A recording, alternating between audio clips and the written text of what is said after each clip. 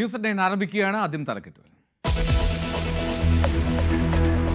PMC പദ്ധതിയെ ചൊല്ലി LDF-ൽ ഭിന്നത. CPIയുടെ എതിർപ്പ് തള്ളി വിദ്യാഭ്യാസ വകുപ്പ്. പദ്ധതി ഒപ്പിടാൻ കേന്ദ്രത്തെ സന്നദ്ധത അറിയിച്ചു. കുട്ടികൾക്ക് കിട്ടുന്ന പണം എന്തിനു വേണ്ടെന്ന് വെക്കണമെന്ന മന്ത്രി. പദ്ധതി CPM BJP അന്തർധാരയുടെ ഭാഗമെന്ന KSU.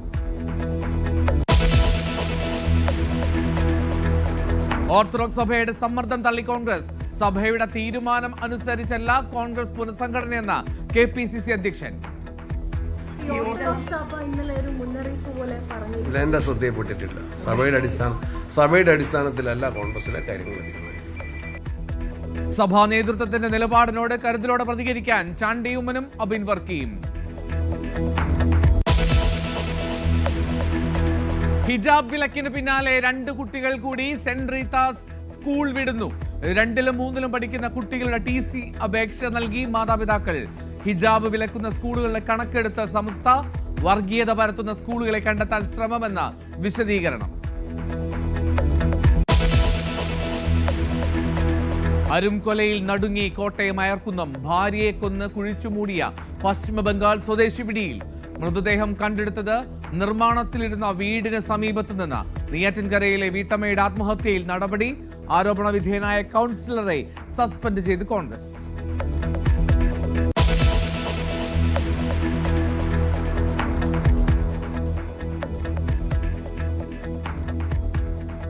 ഭക്ഷണം നൽകിയ അലൂമിനിയം ഫോയിൽ കഴുകി വീണ്ടും ഭക്ഷണം നൽകി.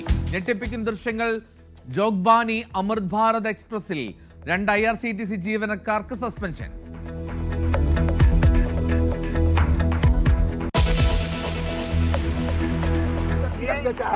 हमका बोला कि 2 करोड़ 70 लाख दो, पैसा वापस कर देते हैं।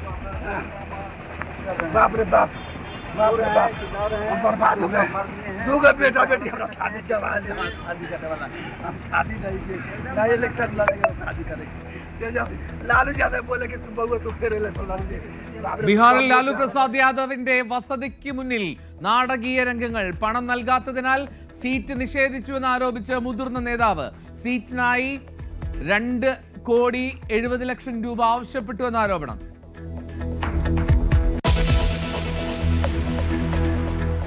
ഓസ്ട്രേലിയൻ പര്യടനത്തിൽ ഇന്ത്യക്ക് തോൽവിയോട് തുടക്കം. പെർത്ത് ഏകദിനത്തിൽ ഓസീസിന് 7 വിക്കറ്റ് ജയം. മിച്ചൽ മാർഷ് കളിയിലെ താരം. വനിതാ ലോകകപ്പിൽ ഇംഗ്ലണ്ടിനെതിരെ ഇന്ത്യക്ക് 289 റൺസ് വിജയലക്ഷ്യം.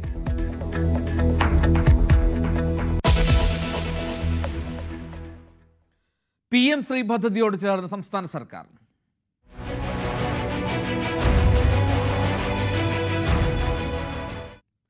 PMC പദ്ധതിയിൽ ഒപ്പിടാൻ സന്നദ്ധത സംസ്ഥാന സർക്കാർ കേന്ദ്രത്തെ അറിയിച്ചു. CPIയുടെ എതിർപ്പ് തള്ളിയാണ് വിദ്യാഭ്യാസ വകുപ്പിന്റെ തീരുമാനം. കേരളത്തിന്റെ വിദ്യാഭ്യാസ നയത്തിൽ നിന്നും പിന്മാറില്ലെന്നും കേരളത്തിന്റെ വിദ്യാഭ്യാസ പാരമ്പര്യത്തിൽ നിന്നുകൊണ്ടായിരിക്കും ഈ പദ്ധതി നടപ്പിലാക്കുകയെന്നും മന്ത്രി വി ശിവൻകുട്ടി പ്രതികരിച്ചു. കേന്ദ്ര ഗവൺമെന്റിന്റെ ഫണ്ടാണെങ്കിലും രാജ്യത്തെ എല്ലാവർക്കും അവകാശപ്പെട്ടതാണ്. എന്തെങ്കിലും ഒരു ന്യായം പറഞ്ഞ് ഫണ്ട് എങ്ങനെ വെട്ടിക്കുറയ്ക്കാമെന്നാണ് കേന്ദ്ര ഗവൺമെന്റ് ആലോചിച്ചുകൊണ്ടിരിക്കുന്നത്. നമ്മളെ കുട്ടികൾക്ക് കിട്ടേണ്ട ഫണ്ട് എന്തെങ്കിലും സാങ്കേതികത്വം പറഞ്ഞ് മാറ്റപ്പെടേണ്ട കാര്യമില്ല. അത് ഫണ്ട് വാങ്ങിയിട്ട് കേരളത്തിന്റെ ജനങ്ങൾക്ക് അനുയോജ്യമായിട്ടുള്ള, കേരളത്തിന്റെ സംസ്കാരത്തിന് അനുയോജ്യമായിട്ടുള്ള, കേരളത്തിന്റെ ഒരു വിദ്യാഭ്യാസ പാരമ്പര്യം ഉണ്ട്. ഇടതുപക്ഷ ജനാധിപത്യ മുന്നണിയുടെ പ്രകടനപത്രത്തിൽ പറയുന്ന കാര്യങ്ങൾ അതിൽ ഊന്നിയൊന്നുകൊണ്ട് ഈ ഫണ്ട് വാങ്ങി ഞാൻ ഈ പറഞ്ഞ വിഭാഗത്തിന്റെ സഹായം ചെയ്യണമെന്നുള്ളതാണ്. അത് പോസിറ്റീവായിട്ട് മാത്രം എടുത്താൽ മതിയാവും. അത് നെഗറ്റീവായിട്ട് എടുക്കേണ്ട കാര്യമില്ലെന്നാണ് എനിക്ക് തോന്നുന്നത്. സെക്രട്ടറി പറഞ്ഞതും ബഹുമാനപ്പെട്ട വിദ്യാഭ്യാസ മന്ത്രി പറഞ്ഞുവെന്ന് നിങ്ങൾ പറഞ്ഞതും ഞാൻ കേട്ട വിഷയമല്ല. എൻ്റെ അറിവും എൻ്റെ ബോധ്യവും ഉള്ളത് ഈ ഗവൺമെന്റിൽ ഇപ്പോൾ അങ്ങനെ ഒരു തീരുമാനം എടുത്തിട്ടില്ല. ക്യാബിനറ്റിലെ കാര്യം ആവശ്യമെങ്കിൽ ആലോചിക്കും. വളരെ പ്രധാനപ്പെട്ട ഒരു കാര്യമാണ് ഈ PMC. കാരണം രാഷ്ട്രീയമായിട്ടും വളരെ പ്രധാനപ്പെട്ടതാണ്. മന്ത്രിസഭാ യോഗത്തിൽ വളരെ ഗൗരവമായി ചർച്ച നടത്താതെ അത്തരമൊരു തീരുമാനത്തിലേക്ക് പോകരുതെന്നാണ് CPIയുടെ റവന്യൂ വകുപ്പ് മന്ത്രിയുടെയും അഭിപ്രായം, അല്ലേ? അങ്ങനെ ഞാൻ പറയാത്തൊരു കാര്യം എന്നെ കൊണ്ട് പറയിപ്പിക്കുന്നത് എന്തിനാ? CPIയുടെ അഭിപ്രായം CPIയുടെ സംസ്ഥാന സെക്രട്ടറി പറഞ്ഞതാണ്. എൻ്റെ അഭിപ്രായം ഒരു ക്യാബിനറ്റിനകത്ത് കൂട്ടുത്തരവാദിത്തമുള്ളൊരു മന്ത്രി എന്ന നിലയിൽ ക്യാബിനറ്റിന് നിർദ്ദേശം ഞാൻ കൊടുക്കേണ്ട കാര്യമില്ല. ക്യാബിനറ്റ് ഞങ്ങൾ കൂട്ടായി ആലോചിക്കും. ചോദിക്കേണ്ട കാര്യമാണ്. ചർച്ച ചെയ്യണമെന്നല്ല അല്ല, ഞാൻ പറഞ്ഞില്ലല്ലോ, ഞങ്ങൾ അങ്ങനെ ഒരു ചർച്ച ഇതുവരെ ഓപ്പൺ ചെയ്തിട്ടില്ല, ഇപ്പോൾ ഓപ്പൺ ചെയ്തിട്ടില്ല. നിലവിലുള്ളത് കൊണ്ട് തന്നെ ഗവൺമെൻറ്റിൻ്റെ അഭിപ്രായമായി അത് മുന്നോട്ട് പോവുകയാണ്. ചർച്ച ഓപ്പൺ ചെയ്താൽ ഓപ്പൺ ചെയ്യുന്ന സ്ഥലത്താണ് പറയുക, അല്ലാതെ ചർച്ച ഓപ്പൺ ചെയ്യണമെന്ന് എനിക്ക് അഭിപ്രായമില്ല. കാരണം ആ കാര്യത്തിൽ വളരെ കൃത്യമായ അഭിപ്രായം ഞങ്ങൾക്ക് എല്ലാവർക്കും ഉണ്ട്, ഈ ഗവൺമെൻറ്റിനും ഉണ്ട്. അങ്ങനെ NEP 2020 കൂട്ടിക്കെട്ടാൻ പറ്റുന്നതല്ല നമ്മുടെ ഒരു വിദ്യാഭ്യാസ സമ്പ്രദായം എന്നുള്ളത് കൊണ്ടാണ് അതിനെക്കുറിച്ചുള്ള നമ്മുടെ വിയോജിപ്പുകൾ ഉണ്ടാകുന്നത്. അത് ഇതുവരെ ആ വിധത്തിൽ അനുകൂലമായൊരു ചർച്ച നടത്തിയിട്ടില്ല എന്നാണ് ഞാൻ പറഞ്ഞത്. ചർച്ച നടത്തണമെന്നൊന്നും എനിക്ക് അഭിപ്രായമില്ല. അതേസമയം PM ശ്രീയിലെ CPIയുടെ എതിർത്തുമായി ബന്ധപ്പെട്ട ചോദ്യങ്ങളിൽ നിന്ന് വിദ്യാഭ്യാസ മന്ത്രി വി ശിവൻകുട്ടി ഒഴിഞ്ഞുമാറി. CPIയിലെ പ്രശ്നങ്ങൾ ചർച്ച ചെയ്ത് പരിഹരിക്കാമെന്നാണ് മന്ത്രി പറയുന്നത്. കുട്ടികൾക്ക് കിട്ടുന്ന ആനുകൂല്യം നഷ്ടപ്പെടുത്തേണ്ട സാഹചര്യമില്ലെന്നും ശിവൻകുട്ടി പറഞ്ഞു. CPIക്കാർ തമ്മിലുള്ള പ്രശ്നം ഞങ്ങൾ തീർത്തോളാം, പ്രശ്നമില്ല. നമ്മുടെ സ്കൂൾ കുട്ടികളെ അവർക്ക് കിട്ടേണ്ട ആനുകൂല്യം നമ്മളായിട്ട് കളയണ്ട. പത്രക്കാരും കൂടെ സജീവമായി നിൽക്കുക കുട്ടികളുടെ ഈ ആനുകൂല്യം വാങ്ങിക്കൊടുക്കുന്നതിന് വേണ്ടി. കേന്ദ്ര സമ്മർദ്ദത്തിന് വഴങ്ങി PM ശ്രീ പദ്ധതി കേരളത്തിൽ നടപ്പിലാക്കാമെന്നുള്ള സംസ്ഥാന സർക്കാരിന്റെ തീരുമാനം BJP CPM അന്തർധാരയുടെ ഭാഗമാണെന്നായിരുന്നു KSUവിന്റെ ആരോപണം. CPI അടക്കമുള്ള സ്വന്തം മുന്നണിയിലെ പാർട്ടികളുടെ എതിർപ്പിനെ മറികടന്നുള്ള ഇത്തരം തീരുമാനത്തിലൂടെ സംഘ്പരിവാറിനെ പ്രീതിപ്പെടുത്താനാണ് സംസ്ഥാന സർക്കാർ ശ്രമിക്കുന്നത്. കേന്ദ്രത്തിന്റെ ബ്രാൻഡിങ്ങിന് വഴങ്ങുന്നതാണ് സംസ്ഥാന സർക്കാരിന്റെ പുതിയ തീരുമാനമെന്നും KSU നേതൃത്വം ആരോപിച്ചു.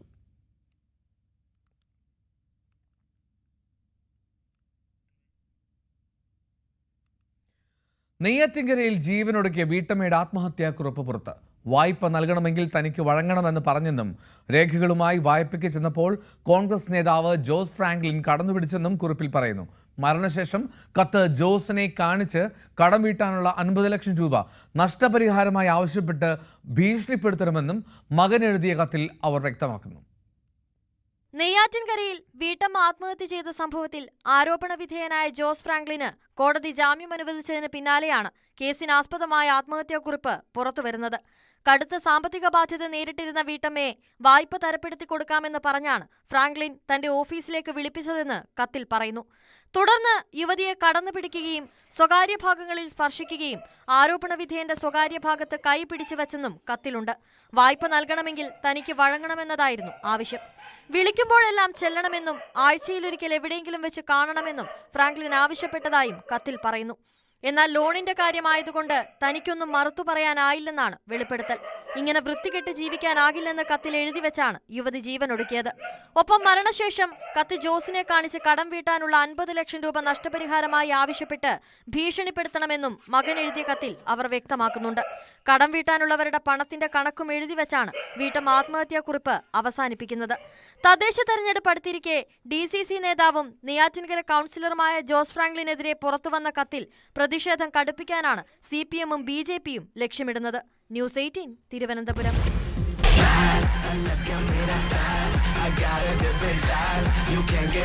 Looking stylish, guys. For every style, there is a Celerio. നെയ്യാറ്റിൻകരയിൽ DCC ഭാരവാഹിക്കെതിരെ പീഡന പരാതി ഉന്നയിച്ച ശേഷം വീട്ടമ്മ ആത്മഹത്യ സംഭവത്തിൽ നടപടിയുമായി കോൺഗ്രസ്. തിരുവനന്തപുരം DCC ജനറൽ സെക്രട്ടറിയും നെയ്യാറ്റിൻകര നഗരസഭാ കൗൺസിലറുമായിട്ടുള്ള ജോസ് ഫ്രാങ്ക്ലിനെ KPCC നേതൃത്വം അന്വേഷണ വിധേയമായി സസ്പെൻഡ് ചെയ്തു. വീട്ടമ്മയുടെ ആത്മഹത്യാക്കുറിപ്പിൽ ജോസ് ഫ്രാങ്ക്ലിനെ കുറിച്ച് വ്യക്തമായി പരാമർശിച്ചിട്ടും നടപടി വൈകുന്നതിനെതിരെ വിമർശനം രൂക്ഷമായതിന് പിന്നാലെയാണ് നേതൃത്വത്തിന്റെ ഇടപെടൽ. അയർക്കുന്നത്ത് ഞെട്ടിക്കുന്ന കൊലപാതകം.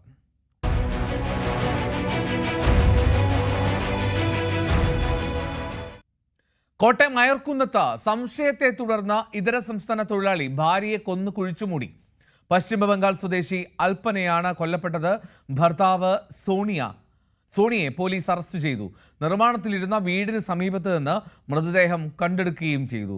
VV വിനോദ് വിവരങ്ങൾ വെച്ചിരുന്നു. വിനോദ്, ഒരു CCTV ദൃശ്യമാണ് കൊലപാതകത്തിന്റെ ചുരുളഴിക്കുന്നതിലേക്ക് നയിച്ചതല്ലേ?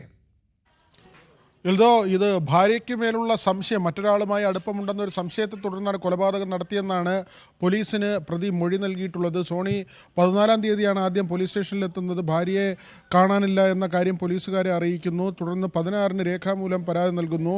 പോലീസ് നടത്തിയ പരിശോധനയിൽ CCTV ദൃശ്യങ്ങൾ പരിശോധിക്കുമ്പോൾ അതിലാണ് സോണിയും ഭാര്യയും ഒരുമിച്ച് നടന്നു പോകുന്ന ദൃശ്യങ്ങൾ കിട്ടുന്നത്. സോണി അയർക്കുന്നത്ത് തന്നെയുള്ള ഒരു വീട്ടിൽ തൊഴിലാളിയായി അവിടെ നിർമ്മാണ പ്രവർത്തനങ്ങൾ നടക്കുക കിടക്കുകയാണ്. ആ വീടിൻ്റെ മുൻവശം നിരപ്പാക്കുന്നതിനുള്ള ജോലി സോണിയയാണ് ഏൽപ്പിച്ചിരുന്നത്. ഇയാൾ മാത്രമാണ് 14-ാം തീയതി ജോലിക്കായി അവിടെ എത്തിയത്. ഭാര്യയെ ഒപ്പം കൂട്ടുകയായിരുന്നു. ഈ കൊല നടത്തണമെന്ന ഒരു ആലോചനയോടുകൂടി തന്നെ, അങ്ങനെ ഒരു ആസൂത്രണം നടത്തി തന്നെയാണ് ഭാര്യയെ കൂടി കൊണ്ടുപോയതെന്നാണ് മനസ്സിലാക്കുന്നത്. ആ വീട്ടിൽ തന്നെ ഈ കൊല നടത്തുന്നു. അവിടെ വെച്ച് ഇവർ തമ്മിൽ വാക്കുതർക്കമുണ്ടാകുകയും ഭാര്യയെ മർദ്ദിച്ച് താഴെയിടുകയുമായിരുന്നു. അതിനുശേഷം കമ്പിപ്പാര കൊണ്ട് തലയ്ക്കടിച്ചാണ് കൊല നടത്തുന്നത്.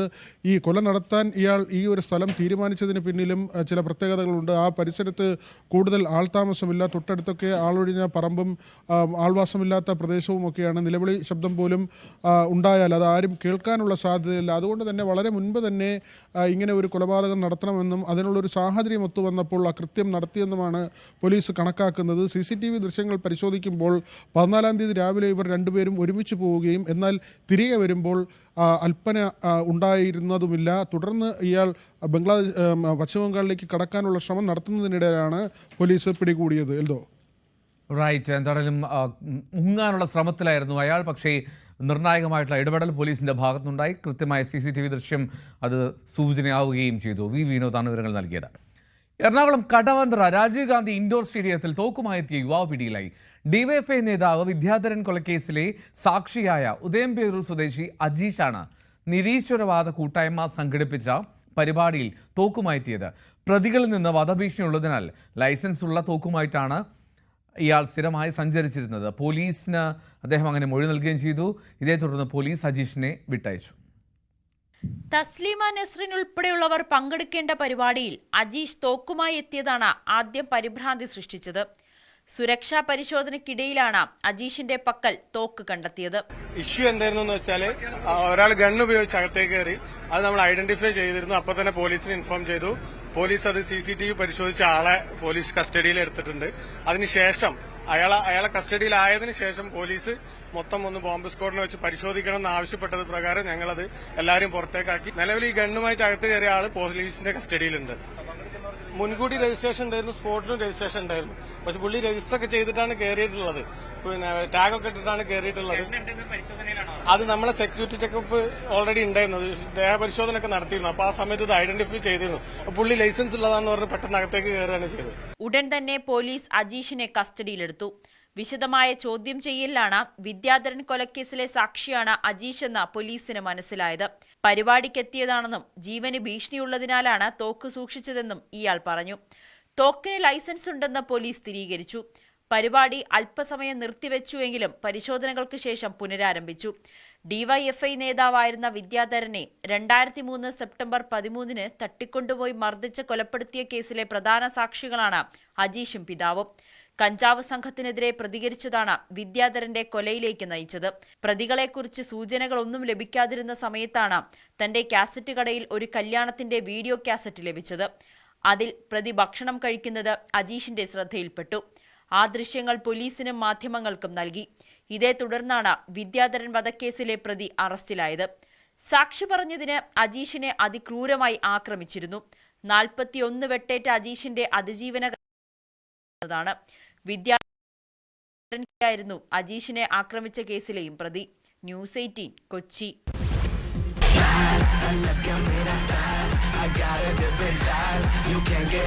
Looking stylish, guys. For every style, there is a Celerio. തെക്കൻ ഗാസ മുനമ്പിൽ ആക്രമണ പരമ്പര ആരംഭിച്ചതായി ഇസ്രായേൽ. ഹമാസ് വെടിനിർത്തൽ കരാർ നഗ്നമായി ലംഘിക്കുന്നതാണ് ആക്രമണത്തിന് കാരണമെന്നാണ് വിശദീകരണം. മനു ഭരത് ചേരുന്നു വിവരങ്ങളുമായി. മനു, വീണ്ടും സമാധാനത്തിന്റെ ദിനങ്ങളാണെന്ന് കരുതിയപ്പോഴാണല്ലോ ഇത്തരം വിവരങ്ങൾ വരുന്നത്. എന്താണ്? എൽദോ, തെക്കൻ ഗാസയിൽ ഇസ്രായേൽ ആക്രമണം ശക്തമായി തുടരുകയാണ്. നേരത്തെ തന്നെ ഹമാസ് വെടിനിർത്തൽ കരാർ പൂർണ്ണമായും ലംഘിച്ചു എന്നൊരാരോപണം ഇസ്രായേൽ മുന്നോട്ട് വച്ചിരുന്നു. IDF സൈനികർക്ക് നേരെ ഹമാസ് ആക്രമണം നടത്തി എന്നാണ് ഇസ്രായേലിൻ്റെ ആക്ഷേപം. അവർക്ക് നേരെ വെടിയുതിർക്കുകയും ഒപ്പം തന്നെ മിസൈലുകൾ തൊടുക്കുകയും ചെയ്തു എന്നൊരു ആക്ഷേപത്തിന് ഫലമായി റാഫ അതിർത്തിയിൽ ഇസ്രായേൽ കനത്ത ആക്രമണം നടത്തിയിരുന്നു. ഇപ്പോൾ അല്പം മുമ്പ് ട്വിറ്ററിൽ IDF ഒരു കാര്യം വ്യക്തമാക്കുന്നു. ഒരു തരംഗം, ആക്രമണത്തിൻ്റെ ഒരു തരംഗം സൗത്ത് ഗാസയിൽ തങ്ങൾ നടത്തുന്നു എന്ന ഒരു സ്ഥിരീകരണമാണ് ഇപ്പോൾ IDF നടത്തിയിട്ടുള്ളത്. അപ്പോൾ വെടിനിർത്തൽ കരാർ സാധ്യമായി എന്ന് വിശ്വസിക്കുന്നിടത്ത് വീണ്ടും ഏറ്റുമുട്ടലുകൾ നടക്കുന്നുവെന്ന് വിവരങ്ങൾ പുറത്തു വരുന്നു. അതേസമയം ഹമാസ് ആദ്യഘട്ടത്തിൽ തന്നെ ഇതിനെതിരെ നടത്തിയൊരു പ്രതികരണം, ഈ ഇസ്രായേൽ സേനയ്ക്ക് നേരെ നടന്ന ആക്രമണവുമായി തങ്ങൾക്ക് യാതൊരു ബന്ധവുമില്ല, അത് എങ്ങനെ വന്നു എന്നറിയില്ല, വെടിനിർത്തൽ കരാറിനോട് തങ്ങൾ പൂർണ്ണമായും പ്രതിജ്ഞാബദ്ധമാണ് എന്ന് ഹമാസ് പറയുന്നു. പക്ഷേ അവരെ വിശ്വസിക്കാൻ ആവില്ല എന്ന നിലപാടാണ് ഇസ്രായേൽ സ്വീകരിക്കുന്നത്. വീണ്ടും ഗാസയിൽ യുദ്ധം കനക്കുമോ എന്ന ആശങ്ക വലിയ തോതിൽ പടരുകയാണ്. എൽദോ, വലിയ ആശങ്കയാണ്. അങ്ങനെയെങ്കിൽ മനു ഭരത് സൂചിപ്പിച്ച പോലെ ഗസയിൽ വീണ്ടും അത്തരത്തിൽ ആക്രമണം നടക്കുന്നു. തെക്കൻ ഗസയിലാണ് ഇസ്രായേലിലെ ആക്രമണം നടന്നത്. തുടർച്ചയായിട്ടുള്ള കരാർ ലംഘനം സംഭവിച്ചു എന്നുള്ളതാണ് ഇസ്രായേൽ നൽകുന്ന വിശദീകരണം. ഒരിടവേള. ഇപ്പോൾ വന്ന പ്രധാനപ്പെട്ട വാർത്തയിലേക്ക്. കഴക്കൂട്ടത്ത് ഹോസ്റ്റലിൽ കയറി യുവതിയെ പീഡിപ്പിച്ച പ്രതിയെ കഴക്കൂട്ടം പോലീസ് സ്റ്റേഷനിൽ എത്തിച്ചു. പ്രത്യേക അന്വേഷണ സംഘം മധുരയിൽ നിന്നാണ് ഇയാളെ അറസ്റ്റ് ചെയ്തത്. TG സജിത്ത് വിവരങ്ങളുമായി ചേരുന്നു. സജിത്ത്, ഇയാൾ അറസ്റ്റിലായിരുന്നു, ലോറി ഡ്രൈവറാണെന്ന് അറിയാം. കൂടുതൽ വിവരങ്ങൾ നൽകുന്നുണ്ടോ പോലീസ്? എന്തൊക്കെയാണ് വിശദാംശങ്ങൾ? എൽദോ, ലോറി ഡ്രൈവറെയാണ് പിടികൂടിയിരിക്കുന്നത്. കഴക്കൂട്ടത്ത് ഹോസ്റ്റലിൽ കയറി യുവതിയെ പീഡിപ്പിക്കാൻ ശ്രമിച്ച കേസിലെ പ്രതിയാണ് ഇയാൾ. ഇയാളെ തിരഞ്ഞു പോലീസ് കഴിഞ്ഞ കുറേ ദിവസങ്ങളായി അന്വേഷണത്തിലായിരുന്നു. ഇതിനൊടുവിലാണ് തമിഴ്നാട്ടിലെ മധുരയിൽ നിന്നും പ്രതിയെ പിടികൂടിയത്. മധുര സ്വദേശിയാണ് ഇയാൾ, ലോറി ഡ്രൈവറാണ്. പോലീസിന് കിട്ടിയ CCTV ദൃശ്യങ്ങൾ കേന്ദ്രീകരിച്ച് നടത്തിയ അന്വേഷണത്തിനൊടുവിലാണ് ഈ പ്രതിയെ പിടികൂടിയിട്ടുള്ളത്. എന്നാൽ പ്രതിയുടെ പേരോ മറ്റു വിവരങ്ങളോ ഒന്നും പോലീസ് ഇതുവരെ പുറത്തുവിട്ടിട്ടില്ല. നാളെ ഇത് സംബന്ധിച്ച വിശദാംശം പോലീസ് ഔദ്യോഗികമായി തന്നെ പുറത്തുവിടുമെന്നാണ് പ്രതീക്ഷിക്കുന്നത്. കഴിഞ്ഞ വെള്ളിയാഴ്ച രാവിലെയാണ് കഴക്കൂട്ടത്തെ ഹോസ്റ്റൽ മുറിയിൽ അതിക്രമിച്ചു കയറി IT കമ്മിറ്റി ജീവനക്കാരിയായ യുവതിയെ ഇയാൾ പീഡിപ്പിക്കാൻ ശ്രമിച്ചത്. യുവതി അലറി കരഞ്ഞതോടെ ഇയാൾ പിന്നീട് അവിടെ നിന്ന് രക്ഷപ്പെടുകയായിരുന്നു. തുടർന്ന് യുവതി കഴക്കൂട്ടം പോലീസ് സ്റ്റേഷനിൽ പരാതി നൽകുകയും ഒടുവിൽ നടത്തിയ അന്വേഷണത്തിലാണ് പിടികൂടിയത്. ആദ്യ ദിവസങ്ങളിലെ അന്വേഷണത്തിൽ പ്രതിയെക്കുറിച്ചുള്ള ഒരു സൂചനകളും ലഭ്യമായിരുന്നില്ല. പിന്നീട് CCTV കേന്ദ്രീകരിച്ചും മറ്റും നടത്തിയ വിശദമായ അന്വേഷണത്തിനൊടുവിലാണ് മധുരയിൽ നിന്നും ഇന്ന് പോലീസ് ഈ പ്രതിയെ പിടികൂടിയിരിക്കുന്നത്. നമുക്ക് പോലീസ് സ്റ്റേഷനിലേക്ക് ഇയാളെ അല്പസമയം മുമ്പാണ് എത്തിച്ചത്. ആ ദൃശ്യങ്ങളാണ് ലഭ്യമാവുന്നത്. ഉച്ചയോടുകൂടിയാണ് ഇയാളെ തമിഴ്നാട്ടിൽ നിന്നും പിടികൂടിയത്. പിന്നീട് പോലീസ് കസ്റ്റഡിയിലെടുത്ത് ഇപ്പോൾ സ്റ്റേഷനിലേക്ക് എത്തിച്ചിരിക്കുകയാണ്. അന്വേഷണത്തിന്റെ തുടർ നടപടികൾ നാളെ ഉണ്ടാവും. എന്തായാലും പോലീസ് ഔദ്യോഗികമായി തന്നെ ഈ പ്രതി, ഇയാളുടെ നീക്കങ്ങൾ, ഇയാളുടെ കേരളത്തിലെ ബന്ധങ്ങൾ അടക്കമുള്ള വിശദാംശങ്ങൾ പുറത്തുവിടുമെന്നാണ് പ്രതീക്ഷിക്കുന്നത്. എന്നാലും പ്രതിയെ മധുരയിൽ നിന്ന് പിടികൂടിയിരുന്നു, ഇപ്പോൾ കേരളത്തിലെത്തിച്ചു. കഴക്കൂട്ടം പോലീസ് സ്റ്റേഷനിലാണ് ഇയാളുള്ളത്. IT ജീവനക്കാരിയെ രാത്രി ഹോസ്റ്റൽ മുറിയിലെത്തി പീഡിപ്പിച്ചു എന്നുള്ള കേസാണ് ഇയാൾക്കെതിരെ രജിസ്റ്റർ ചെയ്തിരിക്കുന്നത്. വളരെ പെട്ടെന്ന് തന്നെ പ്രതിയിലേക്ക് എത്താൻ കഴിഞ്ഞു എന്നുള്ളതാണ് ഇതിൽ ഏറ്റവും ശ്രദ്ധേയമായിട്ടുള്ള കാര്യം. ഒരുപാട് പ്രതിസന്ധികളുണ്ട് താനും. അതിൽ CCTV ഉൾപ്പെടെയുള്ള പരിമിതികൾ അവിടെ ഉണ്ടായിരുന്നു. എന്നിട്ടും പ്രതിയിലേക്ക് എത്താൻ കഴിഞ്ഞു എന്നുള്ളത് ആശാവഹമാണ്. TG സജിത്താണ് വിവരങ്ങൾ നൽകിയത്. ഓർത്തഡോക്സ് സഭയ്ക്ക് മറുപടിയുമായി KPCC അധ്യക്ഷൻ.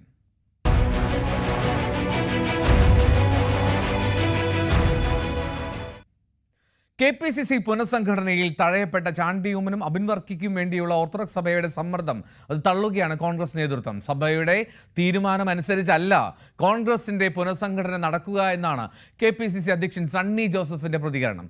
അതേസമയം ഓർത്തഡോക്സുകാരായി ചാപ്പ കുത്തുന്നത് തിരിച്ചടിക്കുമോ എന്ന ആശങ്ക ഈ രണ്ട് നേതാക്കൾക്കുമുണ്ട്. പാർട്ടിയിലെ വളർച്ചയ്ക്ക് വെല്ലുവിളി ഉയർത്തുന്ന ഈ നീക്കത്തെ തുടക്കത്തിലെ തന്നെ തടയാനാണ് ചാണ്ടിയുമ്മന്റെയും ശ്രമം.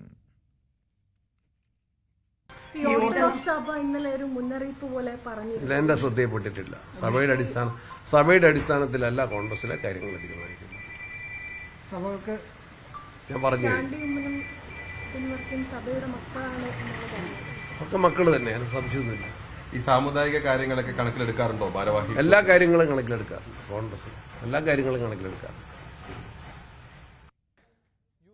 ിന്റെ അധ്യക്ഷ സ്ഥാനത്ത് നിന്ന് അബിൻ വർക്കിക്ക് അവസരം നിഷേധിക്കപ്പെടുകയും അതുമായി ബന്ധപ്പെട്ട വലിയ വിമർശനങ്ങൾ തുടരുന്നതിനിടയിൽ KPCC പുനഃസംഘടനയിൽ ചാണ്ടി ഉമ്മന് കൃത്യമായ ഒരു പരിഗണന ലഭിക്കാതിരിക്കുകയും ചെയ്ത പശ്ചാത്തലത്തിലാണ് ഓർത്തഡോക്സ് സഭയുടെ കോട്ടയം ഭദ്രാസനാധിപൻ ഉൾപ്പെടെ കഴിഞ്ഞ ദിവസം ഇതിൽ നിലപാട് വ്യക്തമാക്കിക്കൊണ്ട് രംഗത്തെത്തിയത്. തുടർന്ന് രണ്ട് മെത്രാപ്പൊലീത്തമാരാണ് ഈ രണ്ടുപേരും, അതായത് ചാണ്ടി ഉമ്മനും അബിൻ വർക്കിയും സഭയുടെ മക്കളാണ്, ഭാവിയുടെ വാഗ്ദാനങ്ങളാണ് എന്ന തരത്തിൽ അവർക്കുള്ള പരിഗണന ലഭിക്കാതിരുന്നതിലുള്ള അമർഷം വ്യക്തമാക്കുന്ന പ്രതികരണങ്ങളുമായി രംഗത്തെത്തിയത്. അതിലാണ് ഇപ്പോൾ കോൺഗ്രസ് നേതൃത്വത്തിന്റെ പ്രതികരണം ഉൾപ്പെടെ വരുന്നത്. KPCC അധ്യക്ഷൻ ഇങ്ങനെ സഭയുടെ മാനദണ്ഡങ്ങൾക്ക് അനുസരിച്ചല്ല പാർട്ടിയുടെ പ്രവർത്തനമെന്ന് ഒരു വശത്ത് നിലപാട് പറയുമ്പോഴും ഇതുണ്ടാക്കാനിടയുള്ള പ്രത്യാഘാതങ്ങളെക്കുറിച്ച് കോൺഗ്രസ് നേതൃത്വത്തിന് കൃത്യമായ ബോധ്യമുണ്ട്. പ്രത്യേകിച്ച് മധ്യ കേരളത്തിൽ കോട്ടയത്തും പത്തനംതിട്ടയിലും ഇടുക്കിയിലും എറണാകുളത്തും വലിയ സ്വാധീനമുള്ള ക്രൈസ്തവ സഭയാണ് ഓർത്തഡോക്സ് സഭ. അതുകൊണ്ട് തന്നെ അവരെ അത്തരത്തിൽ പ്രകോപിപ്പിച്ച് പിണക്കിക്കൊണ്ട് മുമ്പോട്ട് പോകാൻ കോൺഗ്രസ് നേതൃത്വത്തിന് കഴിയില്ല. അതുകൊണ്ട് തന്നെ നിലവിലുണ്ടായിരിക്കുന്ന ഈ പ്രതിസന്ധിക്ക് പരിഹാരം കാണുന്നതിന്റെ ഭാഗമായി മഞ്ഞുരുക്കൽ ശ്രമങ്ങളുടെ ഭാഗമായി ചാണ്ടി ഉമ്മനും അബിൻ വർക്കിക്കും ദേശീയ തലത്തിൽ ഒരു പരിഗണന നൽകാനുള്ള കൂടിയാലോചനകൾ കോൺഗ്രസ് നേതൃത്വത്തിന്റെ ഭാഗത്തുനിന്ന് പുരോഗമിക്കുകയാണ്. അങ്ങനെയാണെങ്കിൽ ഹൈക്കമാൻഡിന്റെ ഇടപെടലിലൂടെ ചാണ്ടിയെയും അബിനെയും അനുനയിപ്പിച്ചുകൊണ്ട് ഓർത്തഡോക്സ് സഭയ്ക്ക് ഈ വിഷയത്തിലുള്ള ഒരു ആശങ്കയ്ക്ക് പരിഹാരം കാണുന്നതിനുള്ള ചർച്ചകളും കൂടിയാലോചനകളും സജീവമായി പുരോഗമിക്കുകയാണെന്ന സൂചനകളാണ് പുറത്തുവരുന്നത്. തിരുവനന്തപുരം വെഞ്ഞാറമൂട്ടിൽ പടക്കം കയ്യിലിരുന്ന് പൊട്ടി യുവാവിന്റെ കയ്യിലെ 2 വിരലുകൾ നഷ്ടമായി. മണലിമുക്ക് സ്വദേശി ശ്രീജിത്തിന്റെ 2 വിരലുകളാണ് നഷ്ടപ്പെട്ടത്. ദീപാവലിയോടനുബന്ധിച്ച് വീടിന് സമീപം റോഡരികിൽ പടക്കം പൊട്ടിക്കുമ്പോഴാണ് കയ്യിലിരുന്ന് പൊട്ടുന്ന സാഹചര്യമുണ്ടായത്. പരിക്കേറ്റ യുവാവിൻ്റെ നിലവിളി കേട്ട് നാട്ടുകാർ ഓടിയെത്തിയപ്പോൾ 2 വിരലുകൾ മുറിഞ്ഞ് തറയിൽ വീണ് കിടക്കുന്നതാണ് കണ്ടത്. ഉടൻ തന്നെ മുറിഞ്ഞ വിരലുകളുമായി യുവാവിനെ തിരുവനന്തപുരം മെഡിക്കൽ കോളേജിലേക്ക് എത്തിക്കുകയായിരുന്നു.